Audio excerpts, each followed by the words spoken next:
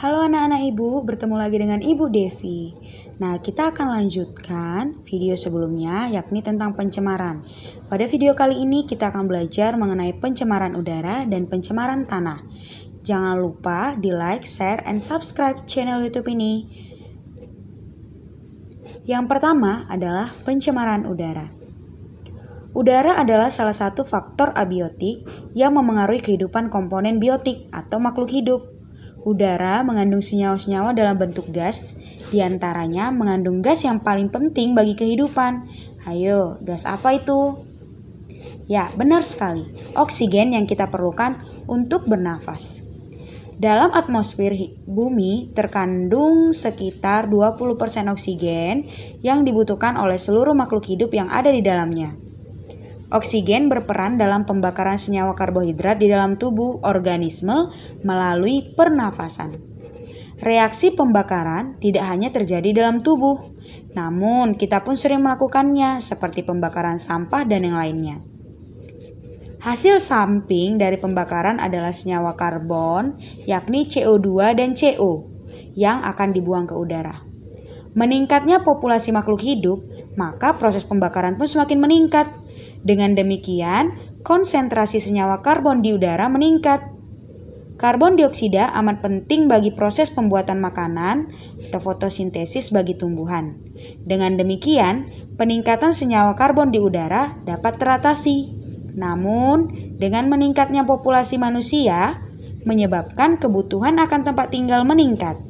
Hal ini membuat pembukaan ladang atau hutan untuk pemenuhan permintaan tempat tinggal. Belum lagi kasus illegal logging yang membuat populasi tumbuhan berkurang. Padahal hasil dari pembentukan makanan melalui fotosintesis menghasilkan oksigen yang sangat diperlukan oleh makhluk hidup. Dengan demikian, mulailah terjadi kasus tentang pencemaran udara. Pencemaran udara didefinisikan sebagai suatu kondisi di mana udara mengandung senyawa-senyawa kimia atau substansi fisik maupun biologi dalam jumlah yang memberikan dampak buruk bagi kesehatan manusia, hewan, ataupun tumbuhan. Nah, kita akan belajar macam-macam pencemaran udara. Yang pertama, pencemaran udara primer. Pencemaran udara ini disebabkan langsung dari sumber pencemar. Contohnya, peningkatan karbon dioksida yang disebabkan oleh aktivitas pembakaran manusia. Yang kedua, pencemaran udara sekunder. Berbeda dengan pencemaran udara primer, pencemaran udara sekunder terjadi disebabkan oleh reaksi antara substansi-substansi pencemar udara primer yang terjadi di atmosfer. Misalnya, pembentukan ozon yang terjadi dari reaksi kimia, partikel-partikel yang mengandung oksigen di udara. Berikut adalah penyebab dari pencemaran udara. Yang pertama, aktivitas alam. Aktivitas alam dapat menimbulkan pencemaran udara di atmosfer.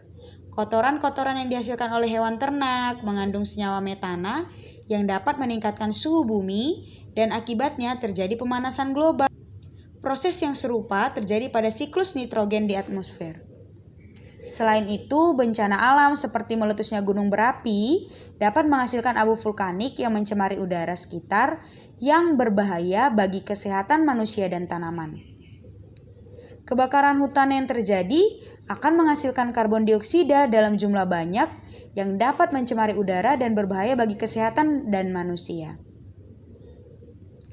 Yang kedua adalah aktivitas manusia. Kegiatan-kegiatan manusia sekarang ini sudah tidak terkendali. Kemajuan industri dan teknologi membawa sisi negatif bagi lingkungan. Mengapa? Karena tidak ditangani dengan baik. Berikut merupakan pencemaran yang diakibatkan oleh aktivitas manusia. Pembakaran sampah, asap-asap industri, asap kendaraan, asap rokok, senyawa kimia buangan seperti CFC, dan lain-lain. Nah, kita akan belajar mengenai dampak dari pencemaran udara. Yang pertama adalah kesehatan. Terbukti bahwa kualitas udara yang menurun akibat pencemaran dapat menimbulkan berbagai penyakit. ISPA atau infeksi saluran pernapasan adalah salah satunya. Udara yang kotor membawa senyawa-senyawa yang tidak baik bagi kesehatan. Tentu saja, pengendapan-pengendapan logam yang terlarut pada udara dapat mengendap di paru-paru dan menimbulkan iritasi. Akibat yang lebih serius dari polusi udara adalah gejala kesulitan pengangkutan oksigen. Kadar karbon monoksida yang terlalu banyak di udara atau lebih banyak dari oksigen dapat menghambat pengikatan oksigen di dalam tubuh. Yang kedua, bagi tumbuhan. Abu vulkanik dari meletusnya gunung berapi membuat udara tercemar dan memicu terpicunya hujan asam. Hujan asam mengandung senyawa sulfur yang bersifat asam. Kondisi asam ini dapat mematikan tanaman setempat. Oleh karena itu, kita sering menemui begitu banyak tanaman dan pohon yang rusak akibat hujan asam atau abu vulkanik. Yang ketiga adalah efek rumah kaca. Konsentrasi karbon dioksida dan karbon monoksida yang tinggi di atmosfer akan memicu terjadinya efek rumah kaca, yaitu peningkatan suhu bumi. CO dan CO2 akan membentuk semacam lapisan yang akan menahan panas bumi keluar, sehingga panas yang ditimbulkan bumi akan terkurung di dalam seperti pada rumah kaca. Yang keempat adalah rusaknya lapisan ozon. CFC merupakan senyawa yang sering digunakan dalam produk-produk pendingin seperti freezer dan AC dan aerosol. Ketika CFC terurai di atmosfer, maka akan memicu reaksi dengan oksigen penyusun ozon. Dengan demikian, ozon akan terurai yang menyebabkan lapisan ozon berlubang. Padahal lapisan ozon berfungsi sebagai pelindung bumi dari panas yang dipancarkan oleh matahari. Sinar UV yang dihasilkan oleh matahari dapat memicu kanker. Dengan adanya ozon, masuknya sinar UV ini akan diredam sehingga dampak ditimbulkan lebih sedikit. Sayangnya, pemanasan global yang kini terjadi salah satunya diakibatkan oleh rusaknya lapisan ozon. Pada saat ini, CFC untuk pendingin dan aerosol telah diganti dengan bahan lain yang ramah lingkungan. Nah, kita sudah belajar mengenai pencemaran udara. Sekarang kita lanjut yang kedua, yakni pencemaran tanah. Ketika suatu zat berbahaya atau beracun telah mencemari permukaan tanah, maka pasti dapat menguap, tersapu air hujan, atau masuk ke dalam tanah. Pencemaran yang masuk ke dalam tanah kemudian mengendap sebagai zat kimia beracun di tanah. Zat beracun di tanah tersebut dapat berdampak langsung pada kehidupan manusia ketika bersentuhan atau dapat mencemari tanah dan udara di atasnya. Kita belajar mengenai faktor pencemaran tanah. Yang pertama adalah limbah domestik. Limbah domestik dapat berasal dari daerah seperti pemukiman penduduk, perdagangan, tempat usaha, hotel, dan lain-lain.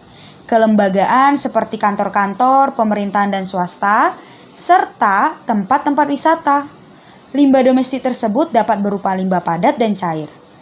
Adapun perbedaan limbah padat dan cair yaitu sebagai berikut. Limbah padat berupa senyawa anorganik yang tidak dapat dimusnahkan atau diuraikan oleh mikroorganisme, seperti serat, plastik, keramik, kaleng-kaleng bekas, bahan bangunan, dan yang menyebabkan tanah menjadi kurang subur. Limbah cair dapat berupa tinja atau feses, deterjen, oli, cat. Nah, jika meresap ke dalam tanah, akan merusak kandungan air tanah, bahkan membunuh mikroorganisme di dalam tanah. Kedua limbah tersebut mempunyai dampak buruk bagi tanah, hingga akhirnya dapat mengganggu kelangsungan hidup makhluk hidup tanpa kecuali kehidupan manusia itu sendiri, apalagi untuk limbah padat yang merupakan bahan pencemar yang akan tetap utuh hingga 300 tahun yang akan datang. Bungkus plastik yang dibuang ke lingkungan akan tetap ada dan mungkin akan ditemukan oleh anak cucu kita setelah ratusan tahun kemudian. Sampah anorganik tidak terbiodegradasi. Hal ini yang menyebabkan lapisan tanah tidak dapat ditembus oleh akar tanaman dan tidak tembus air, sehingga peresapan air dan mineral yang dapat menyuburkan tanah hilang dan jumlah mikroorganisme di tanah pun akan berkurang. Akibatnya, tanaman sulit tumbuh bahkan akan mati karena tidak memperoleh makanan yang tumbuh dan berkembang. Yang kedua adalah limbah industri. Limbah industri berasal dari sisa-sisa produk industri. Limbah industri juga dapat dibedakan menjadi dua, yaitu limbah padat dan cair. Limbah industri berupa limbah padat yang merupakan hasil buangan industri berupa padatan, seperti lumpur dan bubur yang berasal dari proses pengolahan. Misalnya sisa pengolahan pabrik gula, pulp, kertas, rayon, serta pengawet buah, ikan, daging, dan lain-lain. Limbah industri berupa limbah cair yang merupakan hasil pengolahan dalam suatu proses produksi. Misalnya sisa-sisa pengolahan industri pelapisan logam dan industri kimia lainnya. Tembaga, timbal, perak, krom, arsen, dan boron adalah zat-zat yang dihasilkan dari proses industri pelapisan logam seperti Hg, Zn, Pb, dan Cd dapat mencemari tanah. Nah, yang ketiga adalah limbah pertanian. Indonesia dikenal sebagai negara agraris yang sebagian besar penduduknya bermata pencarian sebagai petani.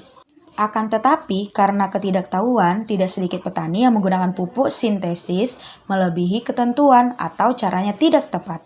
Akibatnya, limbah pertanian yang berupa sisa-sisa pupuk sintesis yang menyuburkan tanah membuat tanaman tanah tercemar, misalnya pupuk urea dan pestisida untuk memberantas hama tanaman. Penggunaan pupuk yang terus-menerus dalam pertanian akan merusak struktur tanah.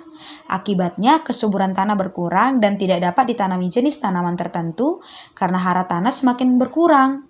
Selain itu, penggunaan pestisida yang terus-menerus akan mengakibatkan hama tanaman kebal terhadap pestisida tersebut. Nah, kita akan belajar mengenai dampak pencemaran tanah. Ada beberapa macam dampak kesehatan yang tampak seperti sakit kepala, pusing, letih, iritasi mata, dan ruam kulit. Hal ini dikarenakan terpaparnya bahan kimia yang mencemari tanah. Pada dosis yang besar, pencemaran tanah dapat menyebabkan kematian loh anak-anak. Selain kesehatan manusia yang terganggu, pencemaran tanah juga dapat memberikan dampak terhadap ekosistem. Perubahan kimiawi tanah yang radikal dapat timbul dari adanya bahan kimia beracun dan berbahaya bahkan dosis yang rendah sekalipun. Perubahan ini dapat menyebabkan perubahan metabolisme dari mikroorganisme endemik dan antropoda yang hidup di lingkungan tanah tersebut. Akibatnya, perubahan ini dapat memusnahkan beberapa spesies primer dari rantai makanan. Dampak pada pertanian, terutama perubahan metabolisme tanaman yang pada akhirnya dapat menyebabkan penurunan hasil pertanian. Hal ini dapat menyebabkan dampak kelanjutan pada konservasi tanaman di mana tanaman tidak dapat menahan lapisan tanah dari erosi. Beberapa bahan pencemar ini memiliki waktu paruh yang panjang dan pada kasus lain, bahan-bahan kimia derivatif akan terbentuk dari bahan pencemar tanah utama. Berikut adalah cara penanggulangan pencemaran tanah, yakni dengan dua cara, yaitu remediasi dan bioremediasi. Nah, remediasi adalah kegiatan untuk membersihkan permukaan tanah yang tercemar. Ada dua jenis remediasi tanah, yaitu in situ dan ex situ. Pembersihan on-site atau in situ adalah pembersihan di lokasi. Pembersihan ini lebih murah dan lebih mudah, terdiri atas venting atau injeksi dan bioremediasi. Nah, sedangkan pembersihan off-site atau ex situ meliputi penggalian tanah yang tercemar dan kemudian dibawa ke daerah yang aman. Setelah itu di daerah yang aman, tanah dibersihkan dari zat pencemar. Caranya adalah tanah tersebut disimpan dalam bak atau tangki yang kedap, kemudian zat pembersih dipompakan ke bak atau tangki tersebut. Selanjutnya, zat pencemar dipompakan keluar dari bak yang kemudian diolah dengan instalasi pengolahan air limbah. Pembersihan offsite ini jauh lebih mahal dan rumit. Nah, yang kedua yaitu bioremediasi. Bioremediasi adalah proses pembersihan pencemaran tanah dengan menggunakan mikroorganisme, yakni jamur, bakteri. Nah, bioremediasi ini bertujuan untuk memecah atau mendegradasi zat pencemar menjadi bahan yang kurang beracun atau tidak beracun, menjadi karbon dioksida dan air. Salah satu mikroorganisme yang berfungsi sebagai bioremediasi adalah jamur Vesicular arbuscular mycorrhiza atau VAM. Jamur VAM dapat berperan langsung maupun tidak langsung dalam remediasi tanah. Jamur tersebut dapat berperan langsung karena kemampuannya menyerap unsur logam dari tanah. Nah, anak-anak, sekian penjelasan Ibu mengenai pencemaran udara dan tanah. Semoga dapat bermanfaat ilmunya bagi anak-anak semua. Mohon maaf jika ada salah kata. Sampai jumpa di materi selanjutnya.